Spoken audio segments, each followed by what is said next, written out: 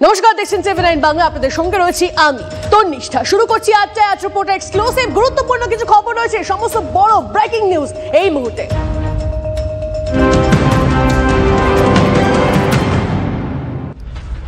আর শুরুতেই যে খবর আপনাদেরকে দেব, গোয়ালপুকুর গুলিকাণ্ডে গ্রেপ্তার সাজ্জাকের সহযোগী আব্দুল হোসেন।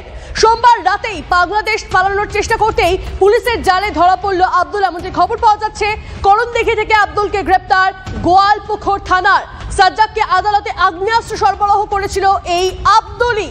আব্দুলের খোঁজে 2 লক্ষ টাকার পুরস্কারও ঘোষণা করেছিল পুলিশ। নিশ্চয়ই আপনাদের মনে রয়েছে, সেই আব্দুলকে এই মুহূর্তে গ্রেপ্তার করা হয়েছে, এমনটাই জানতে পারা যাচ্ছে। করণদিঘি ও গোয়ালপুকুর থানা লাগোয়া বাংলাদেশ সীমান্ত দিয়ে পালানোর ছক ছিল আব্দুলের। পুলিশ সূত্রে জানা যাচ্ছে, গোয়ালপুকুর গুলিকাণ্ডে গ্রেপ্তার সাজ্জাকের সহযোগী আব্দুল হোসেন।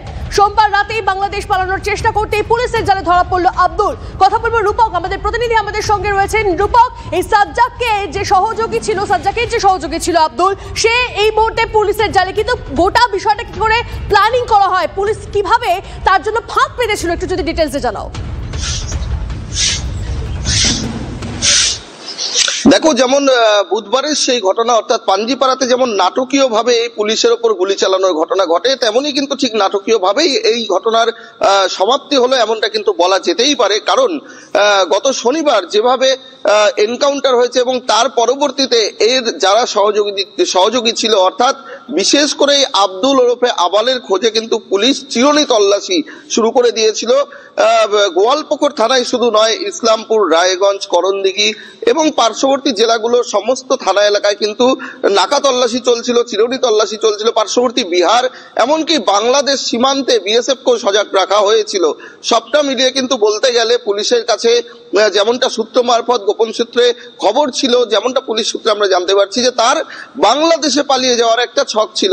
আর তাতেই কিন্তু বাংলাদেশ সীমান্ত লাগোয়া যে বিভিন্ন থানার যে এলাকাগুলো রয়েছে, সেখানে কিন্তু পুলিশের বাড়তি নজরদারি ছিল। কার্যত তাতেই পুলিশের সাফল্য আছে।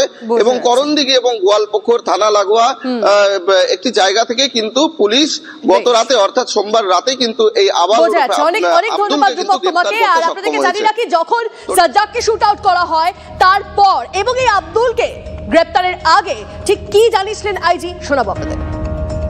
हम लोगों को जो प्रिलिमिनरी इंक्वायरी में पता चला है कि जब वो कोर्ट लॉकअप में उसका था, उस दौरान उसके पास वो फायरआर्म पहुंचाया गया। नहीं, वो সাহায্য করেছে, ওকে আর্ম সাপ্লাই করেছে। আমরা বাইরে ছিল, ওই বাইরে বেলে ছিল।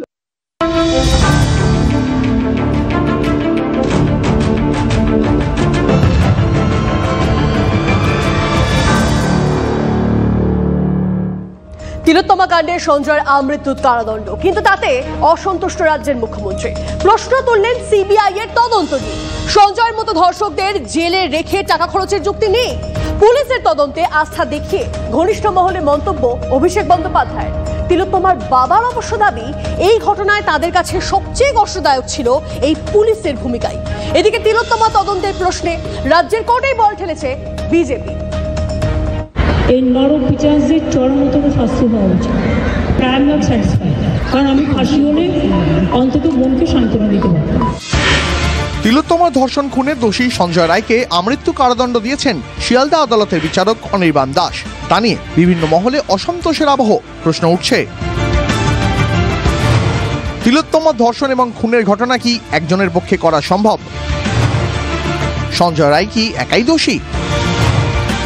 সিবিআই এর বিরলতম যুক্তির সঙ্গে কেন একমত হতে পারলেন না বিচারক? সিবিআই এর তদন্ত নিয়ে কোথায় সংশয়? শুধু তিলোত্তমার মা বাবা নন, কেন বহু মানুষ ভাবছেন যে সঞ্জয় একা নয়, আরো অনেকে জড়িয়ে? উত্তরবঙ্গ সফরে গিয়ে এই ইস্যুতে প্রতিক্রিয়া জানালেন মুখ্যমন্ত্রী। আমি জানি না কিভাবে লড়াই করেছেন, কি করেছেন, কি যুক্তি। আমাদের হাত থেকে তো কেসটা ইচ্ছা করে কেড়ে নিয়ে চলে গেল। আমরা তো বলেছিলাম, আমরা যদি করতে না পারি তাহলে আপনারা সিবিআই কে কোনো আপত্তি নেই, কারণ আমরা চাই বিচার হোক। আরজিকর কাণ্ডে সিবিআই তদন্ত নিয়ে প্রশ্ন তুলে আগেই পথে নেমেছিল তৃণমূল। বিভিন্ন মহলে প্রশ্ন, এদিন সঞ্জয়ের আমৃত্যু কারাদণ্ড হওয়ার পর বাংলার শাসক দলকে কিছুটা হলেও রাজনৈতিক সুবিধা করে দিল। সূত্রের খবর, এদিন আদালতের রায় জানার পর ঘনিষ্ঠ মহলে তৃণমূলের সর্বভারতীয় সাধারণ সম্পাদক অভিষেক বন্দ্যোপাধ্যায়ের মন্তব্য,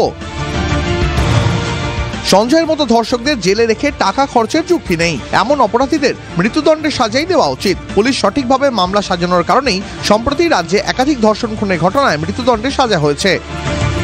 মেয়ে মৃত্যু আমাদের কাছে যতটা কষ্টদায়ক ছিল, তার থেকে বেশি কষ্টদায়ক ছিল পুলিশের অত্যাচার। তৃণমূলের দলের লোকজন, তাদের আমি ফোন করে ডেকে নিয়েছিলাম যে তারা আমাকে হেল্প করবে বলে, সাহায্য করবে, কিন্তু তারা আমার সঙ্গে সাহায্য না করে প্রিন্সিপাল সন্দীপ ঘোষের সঙ্গে জুবিলি বিল্ডিংয়ে 1.5 ঘন্টা ধরে মিটিং করেছে। পুলিশের উপর ভরসাটা রাখবো, সেই পুলিশ কি সেই জায়গাটা আমাদের কাছে রেখেছিল? এবং 4 দিন যে সময় পেয়েছিল, পুলিশ সেই কাজটা কি একটুও করেছে?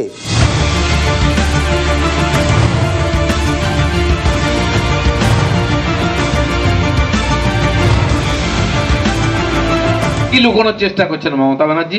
আবার বলছেন 2 মাসের মধ্যে 6 মাসের মধ্যে সাজা দিয়ে দিলাম। আরে সাজা কাকে দিলেন? যে সাজা পাওয়ার কথা তাকে আপনি বাঁচাচ্ছেন। রাজনৈতিক চর্চার আবহে তদন্তের গতি প্রকৃতি নিয়ে প্রশ্ন তুলে এদিনও পথে নামে বিভিন্ন সংগঠন ও রাজনৈতিক দল। শুধু সঞ্জয়, জাস্টিস ফর আরজিকর এইটা কারা চাইছেন? জাস্টিস ফর আরজিকরটা চাইছেন সাধারণ মানুষ। সরকারের উচিত ছিল পশ্চিমবঙ্গ মানুষের বাবা মায়ের যে আজকে অনাস্থা, তাকে দূর করা। মুখ্যমন্ত্রী যাতে খুশি হন এবং মূল আসামিকে মুখ্যমন্ত্রী ধরে দিয়েছেন, অতএব কোন দিকে এগোবে? তথ্য প্রমাণ লোপাটের অভিযোগের তদন্তকে কোন অভিমুখে নিয়ে যাবে সিবিআই? TV9 বাংলা। তিলোত্তমার খুন ধর্ষণে সঞ্জয়ের ফাঁসি চেয়ে হাইকোর্টে যাচ্ছে রাজ্য। এক্স হ্যান্ডেলে জানিয়েছেন মুখ্যমন্ত্রী মমতা বন্দ্যোপাধ্যায়, এই ধরনের ঘৃণ্য অপরাধের সর্বোচ্চ সাজা হওয়া উচিত বলে মনে করেন মুখ্যমন্ত্রী। রাজ্য এই মামলায় হাইকোর্টের কাছে সঞ্জয়ের মৃত্যুদণ্ডের আপিল করবে তা জানিয়ে দিয়েছেন তিনি। আর এই নিয়ে তিলোত্তমার বাবা তিনি কি জানিয়েছেন আপনাদেরকে শোনাবো। এর পাশাপাশি আইনজীবী ফিরদৌস শামীম কি বলছেন শুনুন। রাজ্যের সরকারের একটা দ্বিচারিতা, প্রথম থেকে আমাদের সঙ্গে অসহযোগিতা করে, এখন যেহেতু সঞ্জয়ের ফাঁসি হয়নি, সেই জন্য ওনারা তো কোনো উদ্দেশ্য আছে, সেই জন্য ওই সঞ্জয়ের ফাঁসি দেওয়ার জন্য উনি খুব ব্যস্ত হয়ে গেছেন। আদালতের কাছে এটা প্রতিবাদ হয়েছিল যে এটা রেয়ারেস্ট অফ রেয়ার ঘটনা, যেখানে প্রথম দিনই আমি বলতে পারি এটা প্রথম দিনই সিবিআই এর হাতেই তদন্তভার দিয়ে দিয়েছিল। সাধারণভাবে এটা কিন্তু ঘটে না আদালতে। অতএব এইখানে বোঝাই যাচ্ছে যে বেসিক্যালি আসলে এর পিছনে কারা কারা রয়েছিল। আজকে এসব বলে ফেস সেভ করতে চাইছে। আমি বলবো এটা রাজ্যের এবং বিশেষ করে রাজ্যের মাননীয় মুখ্যমন্ত্রীর দ্বিচারিতা ছাড়া আর কিছুই না। আসলে একটা লার্জার চিত্র রয়েছে, সেই লার্জার চিত্রকে ঢাকা দেওয়ার জন্য, চাপা দেওয়ার জন্য এখন মুখ্যমন্ত্রী এই ধরনের দ্বিচারিতা করছেন। নিম্ন আদালতে ফাঁসির সাজা, উচ্চ আদালতে কমে হলে যাবজ্জীবন কিংবা খালাস করে দেওয়া হলো অভিযুক্তকে। 2013 কামদুনি মামলায় 2 আদালতের দেখা গিয়েছিল এমনই পর্যবেক্ষণ। আর তিলোত্তমা মামলায় মৃত্যুদণ্ড দাবি উঠলেও হলো যাবজ্জীবন।